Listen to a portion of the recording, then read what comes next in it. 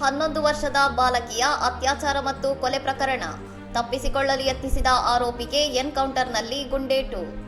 ದಕ್ಷಿಣ ದೆಹಲಿಯ ಮೆಹೋಲಿಯಲ್ಲಿ 11 ವರ್ಷದ ಬಾಲಕಿಯ ಮೇಲೆ ನಡೆದ ಭೀಕರ ಅತ್ಯಾಚಾರ ಮತ್ತು ಕೊಲೆ ಪ್ರಕರಣದ ಪ್ರಮುಖ ಆರೋಪಿಯನ್ನು ಅಪರಾಧ ಸ್ಥಳಕ್ಕೆ ಕರೆದೊಯ್ಯುತ್ತಿದ್ದಾಗ ಪೊಲೀಸರ ವಶದಿಂದ ತಪ್ಪಿಸಿಕೊಳ್ಳಲು ಯತ್ನಿಸಿದ ಆತನಿಗೆ ಎನ್ಕೌಂಟರ್ನಲ್ಲಿ ಕಾಲಿಗೆ ಗುಂಡೇಟು ಬಿದ್ದಿದೆ.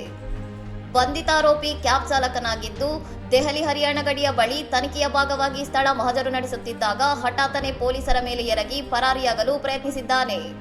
ಈ ವೇಳೆ ನಡೆದ ಚಕಮಕಿಯಲ್ಲಿ ಪೊಲೀಸರು ನಡೆಸಿದ ಪ್ರತಿದಾಳಿಯಿಂದ ಆರೋಪಿಗೆ ಗಾಯವಾಗಿದ್ದು, ಆತನನ್ನು ಕೂಡಲೇ ಸಮೀಪದ ಆಸ್ಪತ್ರೆಗೆ ದಾಖಲಿಸಲಾಗಿದೆ. ಸದ್ಯ ಆತನ ಸ್ಥಿತಿ ಸ್ಥಿರವಾಗಿದ್ದು ಭಾರೀ ಭದ್ರತೆಯಲ್ಲಿದ್ದಾನೆ.